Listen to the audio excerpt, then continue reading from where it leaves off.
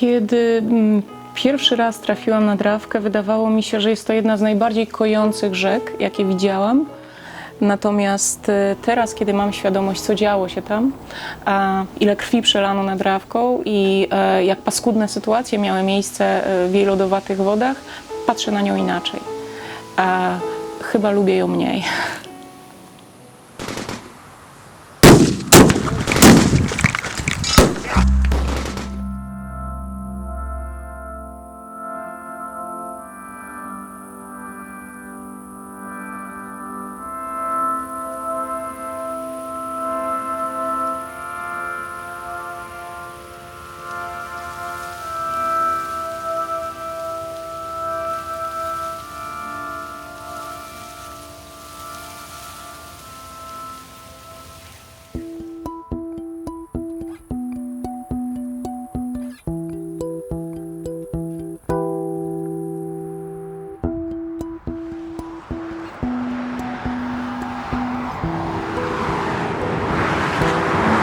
Sposób, w jaki dotarłam do tematu I wojny światowej pod Bolimowem, jest poniekąd związany z autostradą, która jest tam budowana. Nie bez przyczyny określa się obszar Polski jako skrwawione ziemie.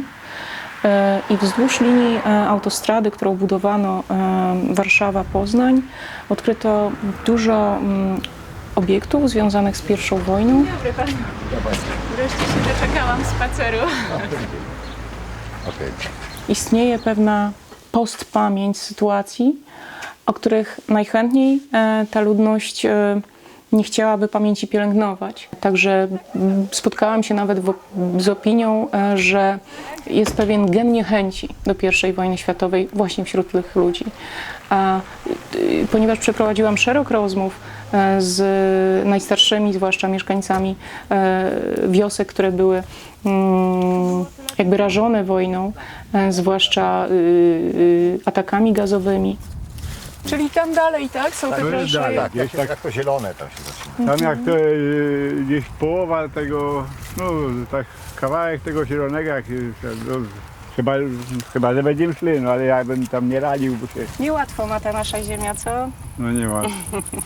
To znaczy, to chyba tak wszystkie te fronty przeważnie, przecież później II wojna też u nas najbardziej odczuli, najwięcej zginęło ludzi, Polaków przecież, niestety, i w Polsce. No tutaj też są takie estymacje, że całkiem sporo tych naszych tam zginęło. Czyli 3 miliony służyło Polaków po obydwu stronach, ponad 3 miliony. W armii carskiej i cesarskiej służyło no tak, bo to i tu byli Polacy, i tu byli Polacy. I po polsku mówiący. Jak przyszła wiosna, czy w tych opowieściach pojawiają się takie wątki jak pozostałości żołnierzy, szczątki ludzkie, czy... To znaczy tego to jakoś nigdy nie było mowy o tym. Bo w momencie, kiedy my będziemy próbowali badać archeologicznie te okopy, też spodziewamy się niestety, że możemy tam znaleźć.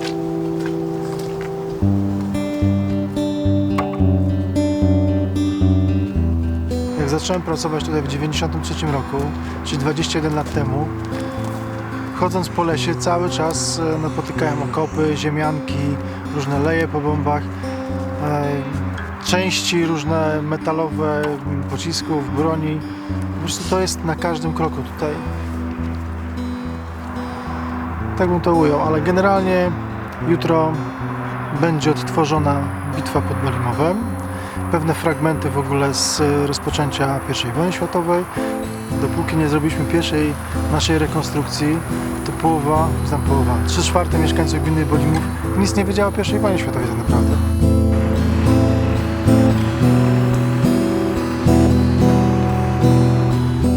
Wejdzie CKM, być może Mszczonowa, bo to jest carska linia. Po drugiej stronie, jak są dechy, to by były CKM Niwrzy, bo oni bardzo ładne mają. O, gospodarz jest. Gospodarz jest i nasz archeolog. Piotrek! To jest? I świerszcz. Wow! Witam, witam. Dzień dobry. Dzień dobry, panie. Jak z okopu? Cześć. No, witam na polu bitwy, cześć. Jest to rekonstrukcja historyczna, w trakcie której wspaniali, zaangażowani rekonstruktorzy, głównie w ramach inicjatywy Stowarzyszenia Inicjatywy Ziemi Bolimowskiej. A atak gazowy, jak planujecie go prowadzić? Zobaczymy rano, jak będzie wiatr. Bo żebyśmy nie zgazowali Niemców przez Rosję.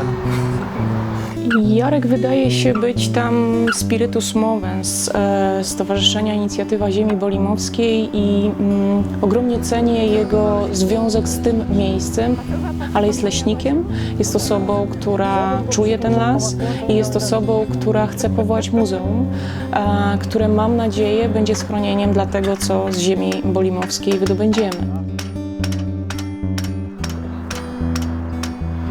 Już od kilku dni przygotowujemy się do rekonstrukcji historycznej Bolimu 1915. Na 99% tam będzie niemiecka, tu będzie rosyjska, no nie? Ale zobaczymy to rano. Jeżeli będzie gaz miał lecieć w tą stronę, no właśnie, jutro zajmiemy. A przede wszystkim sceny z użyciem gazu na froncie wschodnim. Gaz, który został tutaj użyty po raz pierwszy właśnie na froncie wschodnim. Niespełna miesiąc po wydarzeniach pod Ypres, ale za to na niespotykaną dotąd skalę. Przyjeżdża do nas w tym roku ponad 100 rekonstruktorów, którzy będą wcielać się w rolę żołnierzy z tamtych lat. Czy to żołnierzy armii niemieckiej, czy to żołnierzy armii austriackiej, czy rosyjskiej.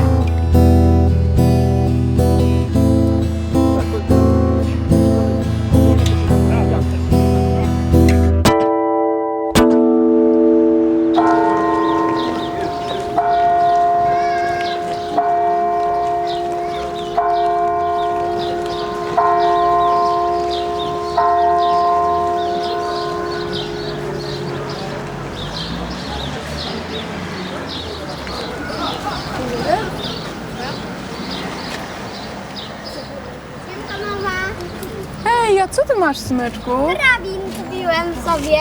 Po co ci karabin? Chciałam. Myśli pan, że synkowi się dzisiaj przyda karabin w Bolimowie?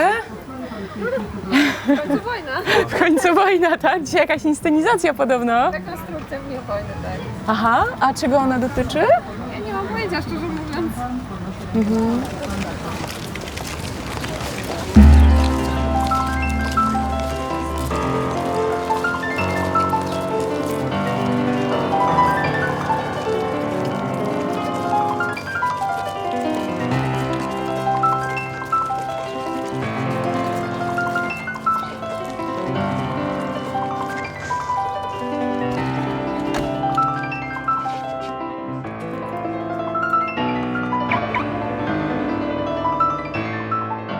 Przekazuję Państwa w ręce i umysł Piotra. Jestem przekonana, że będzie doskonałym przewodnikiem I mam wrażenie, że dla nas wszystkich będzie to na pewno pouczające doświadczenie. Jestem pod wrażeniem, Piotrze, Twojego pomysłu. Mam nadzieję, że nasi goście nie będą rozczarowani. Dziękuję bardzo. Ja, wir sind jetzt in den Händen von Peter. Sie dankt für die Aufmerksamkeit. Ja. Pocisków wystrzelono 18 000, natomiast niska temperatura ograniczyła działanie środków chemicznych. W tym czasie straty rosyjskie, sami Rosjanie przyznali się do utraty 40 000 rannych i zabitych. Janek również poniekąd jest sprawcą tych moich zainteresowań, ponieważ było dla mnie absolutnie dużym zaskoczeniem, że mój syn fascynuje się wojną. Janek jest moją największą nadzieją, miłością i radością. Chciałabym, żeby wiedział, że przeszłość naszych ziem, polskich ziem ma bardzo złożoną historię, że to, co jest pod naszymi nogami, uczy nas pewnej pokory i szacunku do tych, którzy mieli gorzej od nas. To są mogiły gazowe powstałe po 31 maja, bo wtedy nastąpił pierwszy atak gazowy, w którym wykorzystano 12 000 butli z chlorem. I chyba najtrudniejsze, chciałabym, żeby miał świadomość tego, że umarli też mają swoją godność. Chciałabym, żeby Janek umiał opowiadać swoim rówieśnikom, swoim dzieciom, jak bardzo złożona jest historia i jak bardzo wiele wysiłku trzeba, żeby z tej historii jakieś wnioski wyciągnąć.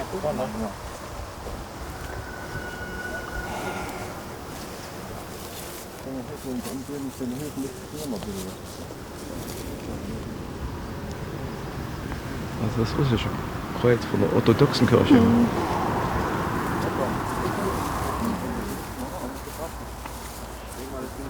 Również dzięki tej inicjatywie oddolnej, to byli ludzie ze Skierniewic, zmieniona została trasa autostrady po to, żeby nie ingerować w tą przestrzeń cmentarza. Janka i jego rówieśników będzie trochę lepszy niż świat dziadka Janka i pradziadka Janka. I że będziemy mądrzejsi niż dotychczas, jeśli chodzi o tendencję do rozpętania konfliktu i wojen.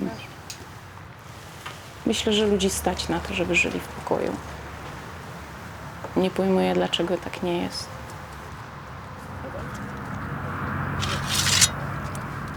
Fire! Pana Słupskiego i pana Konopackiego, którzy się zjawili po odbiór nagrody.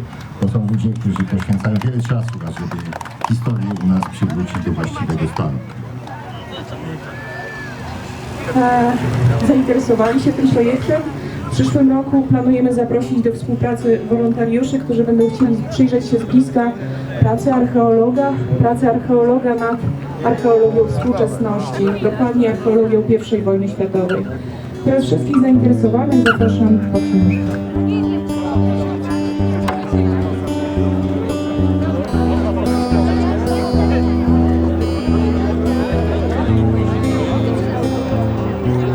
Powoli zapraszam, żeby wszyscy już z pola schodzili, którzy nie są związani tutaj z działalnością, że tak powiem, bojową. Za dużo pirotechniki mamy, żeby... Dobra, dawajcie ten. Znaczy broń trzeba jeszcze pobrać. Gdzie ona ci wydała? Tutaj gdzieś? Nie, Bartek. O tego nie było, to już żeśmy tak wzięli, żeby nie było. To nie jest mój rozmiar.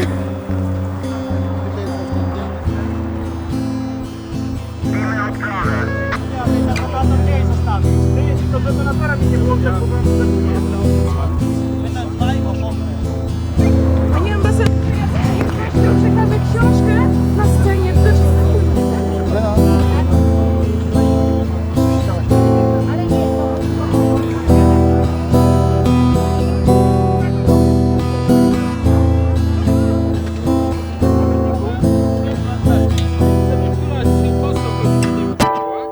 Wreszcie bitwę czas zacząć!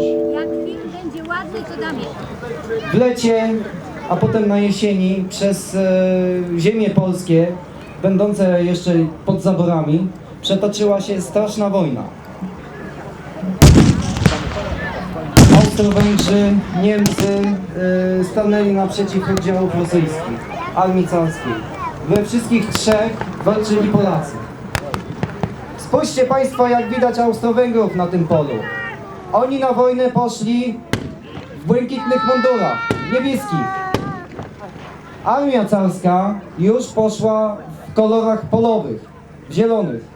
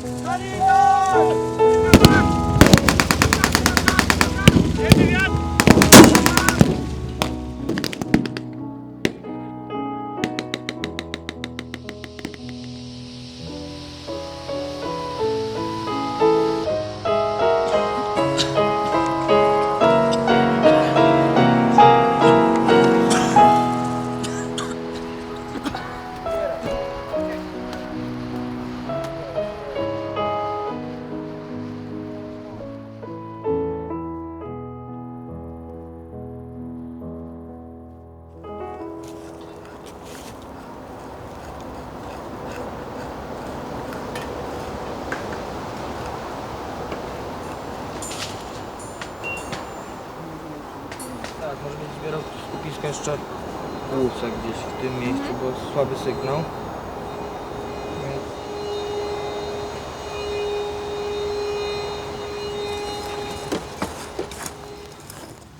Badania, którym mam zaszczyt przewodzić, są pierwszymi tego typu badaniami planowymi. To, co teraz robimy w ramach projektu Archeologiczne Przywracanie Pamięci o Wielkiej Wojnie, rozproszenie ich sugeruje, że doszło tu do hekatomby, szczątki te paliły się. Mamy wiele dowodów na to, że niewiele z tych osób, które tu znajdujemy, czy szczątków, które znajdujemy, będzie w układzie anatomicznym. Po prostu zostali w stanie, w którym pożegnał ich tutaj rok 1915. Jedyne pokrycie to była ściółka liści, którą teraz odgarniamy. Znajdujemy czaszki, szczątki, bardziej lub mniej rozproszone.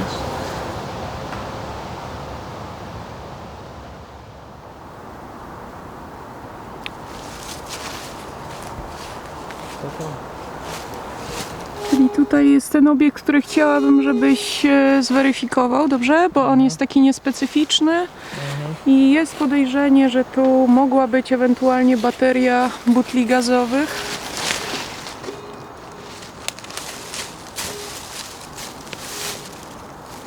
Jednym ze smutniejszych elementów naszych badań jest fakt, że napotykamy bardzo wiele zniszczeń, które zostały wykonane przez ludzi zwanych przez nas detektorystami. Są to osoby, które w poszukiwaniu militariów niszczą obiekty. Ścigamy się trochę z czasem. Kiedy zaczęliśmy nasze badania, mówiono nam, że w zasadzie wszystko zostało wyrabowane w Puszczy Bolimowskiej. Określa się to miejsce jako Eldorado detektorystów. Także ma to z założenia również wymiar pewnej prewencji, pokazania ludziom, że naprawdę te rzeczy są bardziej wartościowe w kontekście niż w szufladach czy na eBayu.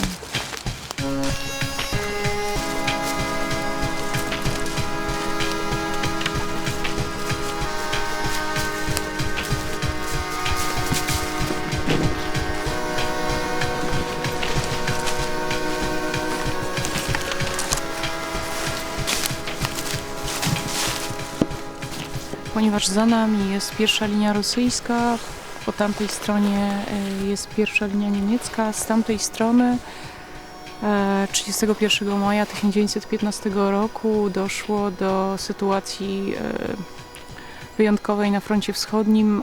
Nie była to pierwsza próba użycia gazu, wcześniej doszło do użycia gazów drażniąco-łzawiących. Pierwsza próba podjęta była 21 maja. Nie doszło do niej i dopiero 31 maja 12 000 butli, 240 ton skroplonego gazu z domieszką chloru zostało tutaj użyte.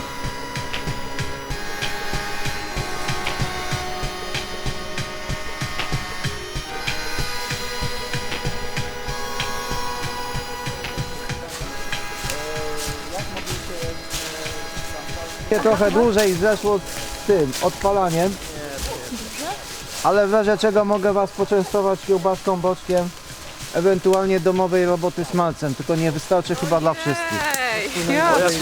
Dziękujemy. Chciałam Wam przedstawić Piotra Moskwę, jest rekonstruktorem Stowarzyszenia Inicjatywa Ziemia Bolimowska. To są archeolodzy, którzy przyjechali tutaj badać ziemię niczyją. A nie cukier? Nie. Dobra. Ja tu się jeszcze trochę może się gdzieś tam trochę przejdę. Piotrze, a Ty tak cały czas w tym mundurze? No, ja to dzisiaj tylko wersja specjalna dla Was jest, nie? Ale niespodzianka.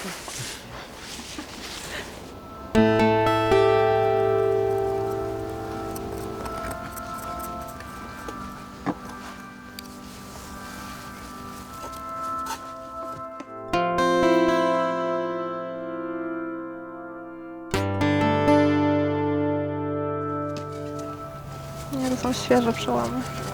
Bo jak są świeże, to są takie jasne. Tutaj jest jasne, jakby były stare, to już by było takie ciemne. W kolorze kości. Tu raczej jej nie ma. Nie ma stopy. Nie ma stopy.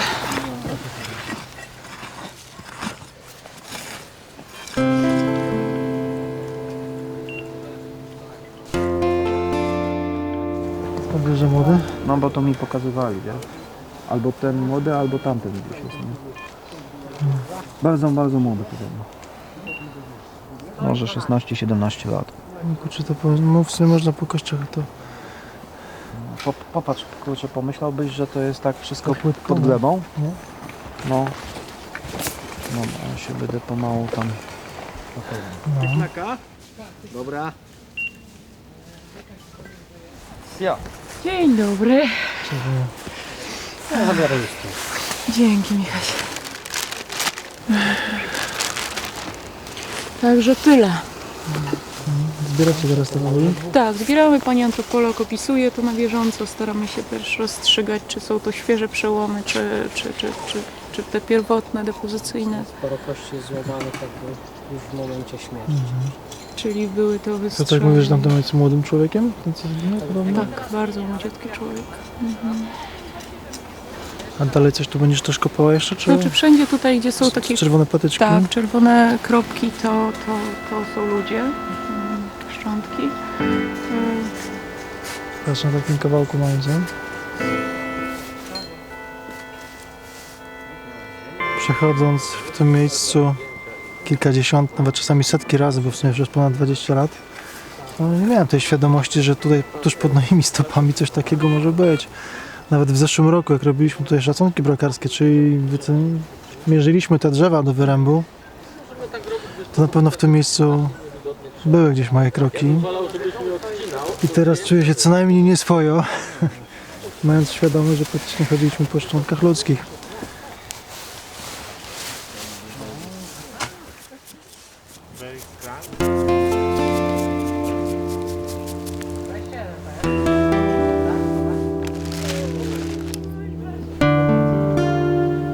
Doszłam do wniosku, że jestem w stanie stworzyć pewien precedens, który dowiedzie tego, że archeologia może przyczynić się do domknięcia pewnych traum. Że to, co mamy do przedstawienia jako archeolodzy, jako historycy, może się nie wydać atrakcyjne, bo nie jest radosne, bo nie jest zabawne, bo jest po prostu strasznie trudne, ciężkie i bolesne, smutne, ale mam wrażenie, że może nas wzbogacić. Na to liczę. To wszystko w dzisiejszym świecie wydaje się tak absurdalnie nierealne, a to wszystko jest tak bliskie i tak potencjalne w swojej powtórce, że szkoda by było, żebyśmy zrezygnowali z tej lekcji.